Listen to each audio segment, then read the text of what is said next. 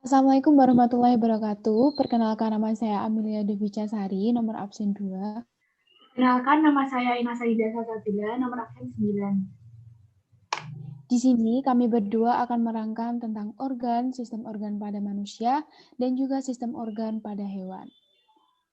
Yang pertama adalah organ.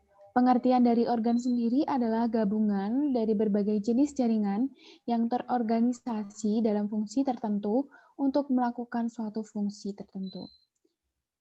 Masing-masing merupakan suatu komponen yang tidak terpisahkan dalam sistem apapun. Yang selanjutnya ada macam-macam organ.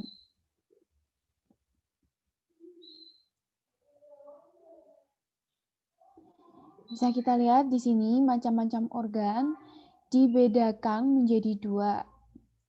Yang pertama ada organ luar yang terdiri dari kulit, mata, telinga, dan hidung.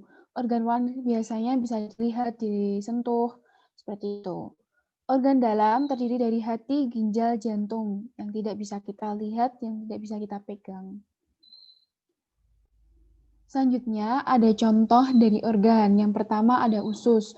Usus memiliki 4 lapisan utama, yaitu yang terdiri dari selulosa, otot, submukosa, dan mukosa. Selanjutnya yang kedua contohnya ada lambung. Terdiri dari organ lambung sendiri, jaringan epitelium, jaringan ikat, dan jaringan otot. Kita akan membahas lebih dalam lagi tentang usus. Usus memiliki 4 lapisan utama, yaitu yang pertama ada serosa. Ini tulisannya salah ya. Yang seharusnya adalah serosa, bukan selulosa. Nah, serosa terdiri atas jaringan ikat longgar dan jaringan epitel pipi. Ada lapisan otot tersusun atas jaringan otot polos yang di dalamnya terdapat pembuluh darah, limfa, dan saraf. Yang ketiga ada submukosa. Submukosa tersusun oleh pembuluh darah, limfa, saraf, dan jaringan ikat longgar. Dan sedangkan yang terakhir, mukosa, tersusun atas jaringan epitel, jaringan ikat longgar, dan jaringan otot polos. Nah, berbagai jaringan penyusun organ pencernaan, salah satunya ada usus, menjalankan suatu fungsi yang sama, yaitu untuk mencerna dan menyerap makanan. Oke, kita lanjut ke organ sistem manusia.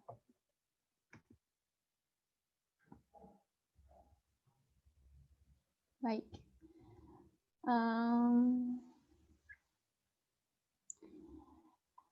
Sistem organ manusia dapat diartikan sebagai gabungan dari berbagai organ yang melakukan fungsi tertentu. Yang pertama ada sistem sirkulasi. Sistem sirkulasi adalah sistem transportasi yang berfungsi untuk mengangkut berbagai zat dalam tubuh. Sistem sirkulasi pada manusia dapat dibagi menjadi dua, yaitu sistem peredaran darah dan sistem limfa. Fungsi dari sistem sirkulasi sendiri adalah mengangkut oksigen, nutrisi, hormon, CO2, sistem metabolisme, dan juga untuk menjaga suhu tubuh. Sistem sirkulasi pada manusia tadi kan dibedakan menjadi dua, yaitu sistem peredaran darah dan sistem limfa. Sistem peredaran darah sendiri merupakan sistem transportasi yang melibatkan 3 komponen, yaitu darah sebagai medium transportasi, jantung sebagai pemompa, dan pembuluh darah sebagai saluran. Sistem peredaran darah pada manusia bersifat tertutup dan ganda. Tertutup artinya darah dialirkan melalui suatu pembuluh, dan ganda artinya melewati jantung sebanyak 2 kali. Sistem peredaran darah dapat dibagi menjadi dua, yaitu peredaran darah besar dan juga peredaran darah kecil. Dan selanjutnya ada sistem limfa yang tadi itu fungsinya adalah untuk mengembalikan kelebihan cairan, mengangkut lemak berupa emulsi dari usus ke sistem peredaran darah. Yang kedua ada sistem otot. Sistem otot sendiri berfungsi untuk menggerakkan anggota badan dan organ-organ tubuh. Nah, sistem otot ini terdiri dari tendon, fascia, sarkolema atau membran sel atau sel otot, miofibril, miofilamen, sarkoplas, retikulum sakroplasma. Sistem gerak otot dibagi menjadi dua, yaitu otot antagonis dan juga otot sinergis. Jadi jenis otot pada manusia ada otot lurik atau otot rangka, ada otot polos, dan juga ada otot jantung. Yang selanjutnya ada sistem rangka. Nomor 3, sistem rangka adalah suatu sistem organ yang memberikan dukungan fisik pada makhluk hidup. Sistem rangka umumnya dibagi menjadi 3, yaitu eksternal, internal, dan basic cairan. Walaupun sistem rangka hidrostatik dapat pula dikelompokkan secara terpisah dari dua jenis lainnya karena tidak adanya struktur penunjang. Yang keempat, ada sistem integumen. Nah, sistem integumen adalah sistem organ yang membedakan, memisahkan, melindungi, dan menginformasikan hewan terhadap lingkungan sekitarnya. Sistem ini seringkali merupakan bagian sistem organ yang terbesar, yang mencakup kulit, rambut, bulu, sisik, kuku, kelenjar keringat, dan produknya seperti keringat dan lendir. Fungsinya untuk melindungi organ internal dari kerusakan fisik, melindungi terhadap infeksi virus, membuat limbah melalui keringat, membuat vitamin D melalui paparan sinar matahari, dan juga melindungi dari dehidrasi, sengatan matahari, dan perubahan suhu. Yang selanjutnya ada sistem limfatik dan imun, yang fungsinya untuk mengangkut lemak, melawan infeksi berupa bakteri dan virus. Sistem limfatik sendiri adalah suatu sistem sirkulasi sekunder yang berfungsi mengalirkan limfa atau getah bening di dalam tubuh. Sedangkan imunitas adalah sistem yang berperan penting dalam menjaga kesehatan tubuh kita. Sistem imunitas manusia terdiri atas organ limfatik primer yang terdiri dari sumsum tulang merah, kelenjar timus, dan organ limfatik sekunder yang terdiri dari limfa, nodus, dan limfa tonsil. Selanjutnya, nomor 6, ada sistem pernafasan. Nah, sistem pernafasan fungsinya untuk mengambil O2 dan mengeluarkan CO2. Bisa kita lihat gambar selanjutnya. Ada gambar sistem pernafasan. Rongga mulut di sini ada rongga hidung, rongga mulut, faring, laring, trakea, paru-paru, bronkiolus, bronkus, dan alveolus. Rongga mulut di sini berfungsi untuk lewat suaranya udara melewati pita suara di laring. Udara akan membuat pita suara bergetar sehingga bisa menghasilkan suara. Rongga hidung di sini juga berfungsi untuk melembabkan, menghangatkan, dan menyaring udara yang masuk ke tubuh. Selanjutnya ada laring. Laring di sini adalah pangkal tenggorokan yang laring dikenal dengan sebagai kotak suara, penghubung untuk faring dan trakea. Dengan faring di sini disebut dengan tenggorokan yang merupakan jalur terusan setelah kita menghirup udara melalui hidung. Bawahnya laring ada trakea. Trakea menghubungkan laring dengan bronkus dan menjadi jalan bagi udara dari leher ke bagian dada. Selanjutnya ada paru-paru. Paru-paru merupakan organ vital pernafasan yang dibungkus oleh lapisan bernama pleura. Letaknya berada di rongga dada di atas diafragma. Selanjutnya ada bronkiolus. Bronkiolus adalah cabang dari bronkus. Bronkiolus berfungsi untuk menyalurkan udara dari bronkus ke alveolus. Alveolus sendiri adalah fungsinya untuk terjadi pertukaran oksigen dan karbon dioksida untuk dialirkan ke seluruh tubuh melalui darah. Kita kembali ke gambar sebelumnya.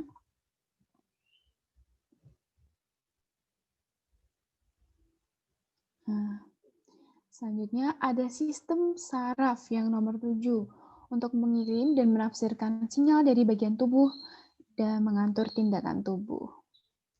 Yang ke-8 ada sistem indera. Sistem indera ini bertanggung jawab untuk mendeteksi rangsangan dari dunia luar dan mentransfer impuls saraf ke otak tulang belakang. Bisa dilihat ada gambar mata, telinga, hidung, lidah, dan juga ada gambar tangan. Selanjutnya, sistem urinaria. Sistem urinaria atau saluran kemih terdiri dari ginjal, kandung kemih, ureter, dan juga uretra. Sistem urinaria di sini berfungsi untuk membuang limbah dari tubuh dalam bentuk urin.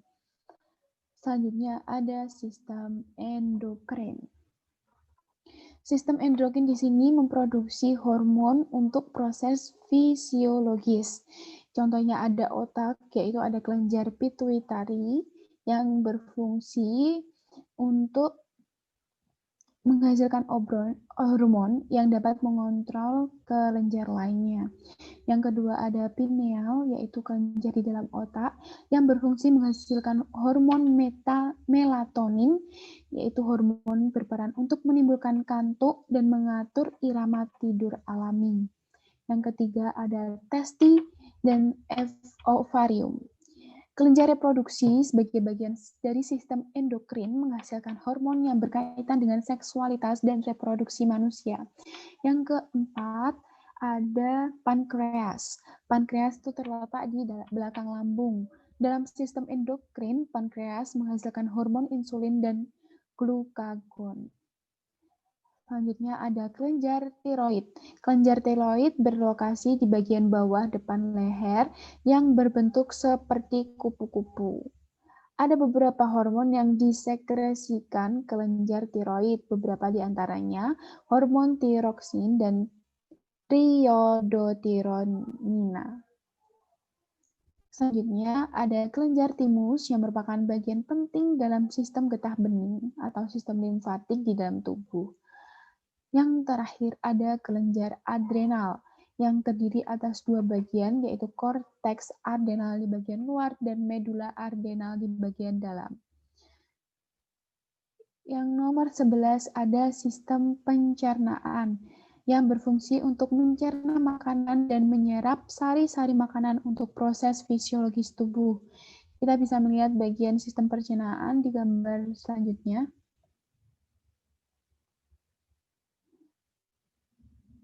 Di gambar selanjutnya ada sistem pencernaan yang terdiri dari mulut, kerongkongan, lambung, hati, empedu, pankreas, usus besar, usus halus, rektrum, dan anus. Oke. Lanjut yang ke nomor 12, sistem reproduksi.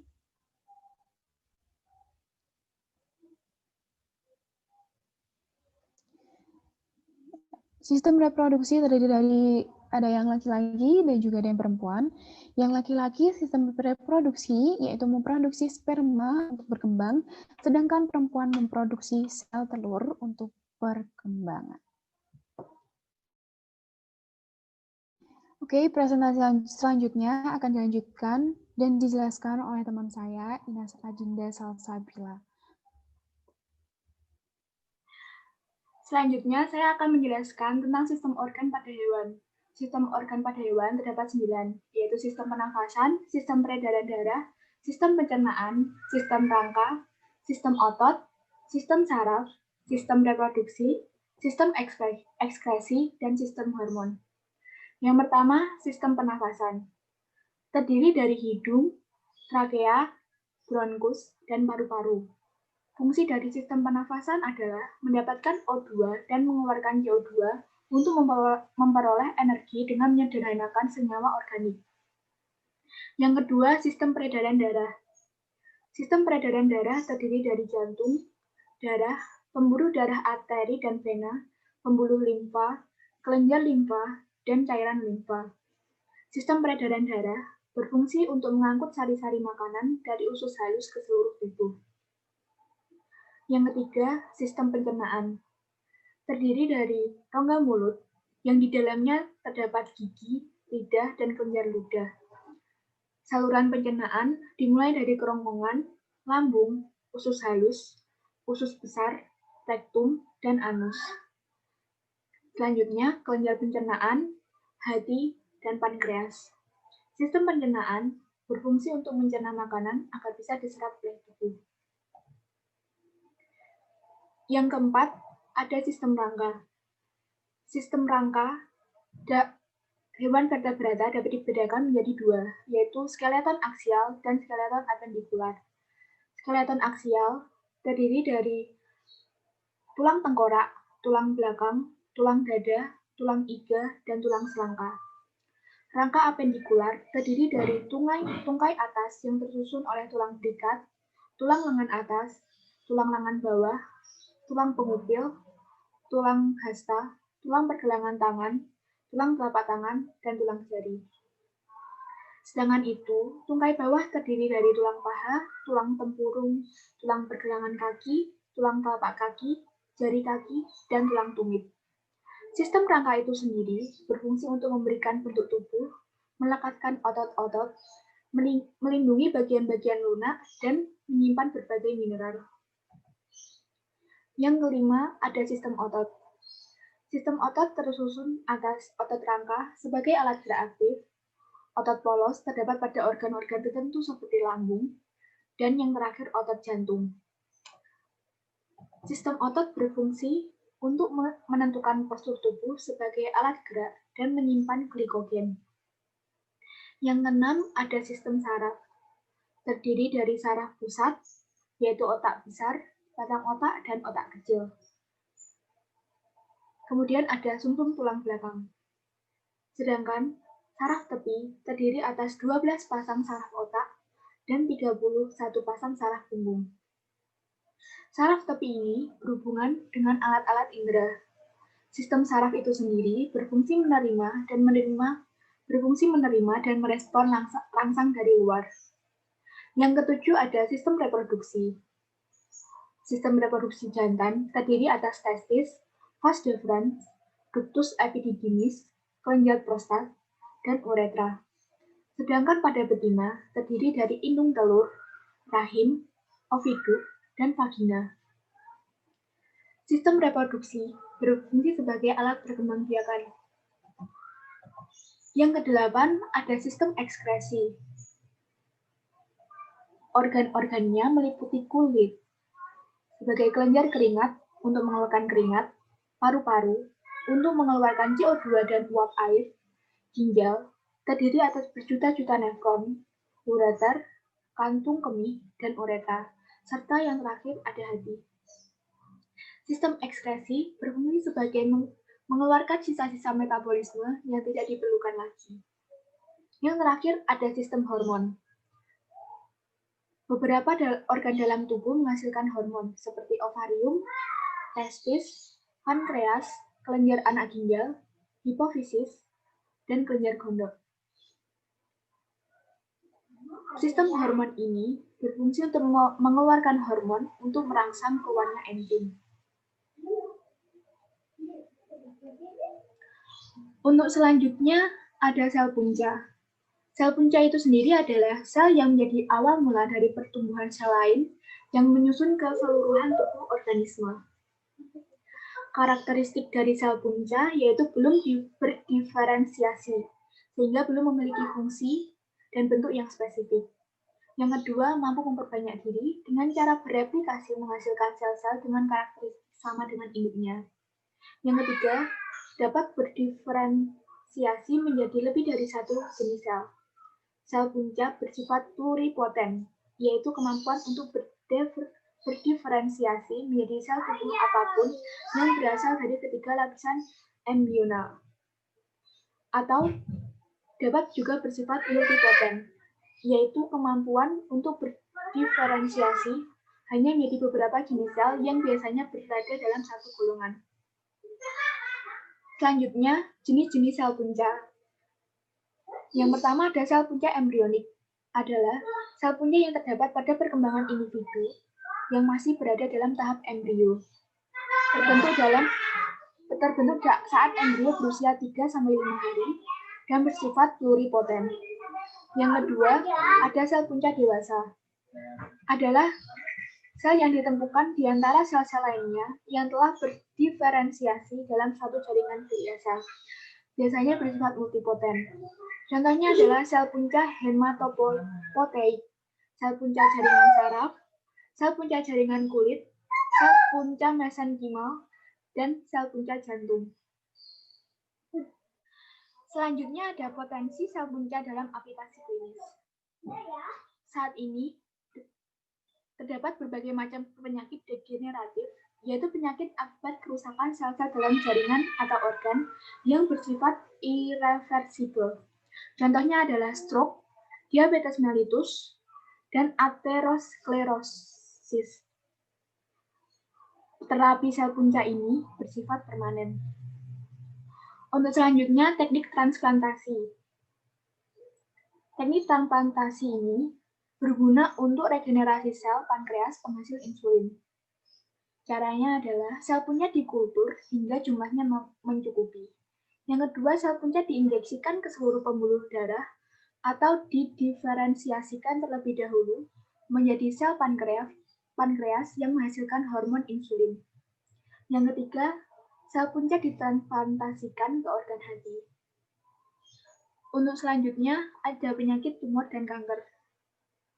Tumor itu sendiri adalah benjolan atau pembengkakan akibat pertumbuhan sel-sel abnormal yang tumbuh tidak terkontrol. Dibedakan menjadi dua jenis, yaitu tumor jinak dan tumor ganas. Tumor ganas itu disebut dengan kanker. Pertumbuhan sel yang tidak terkontrol disebabkan oleh mutasi DNA atau gen yang mengontrol pembelahan sel. Faktor penyebab tumor atau kanker itu sendiri. Yang pertama, faktor keturunan. Kedua, makanan yang mengandung bahan kimia. Ketiga, infeksi. Keempat, faktor kejiwaan dan emosional. Kelima, faktor lingkungan. Keenam, virus. Ketujuh, gangguan keseimbangan hormonal. Dan yang terakhir adalah radikal bebas.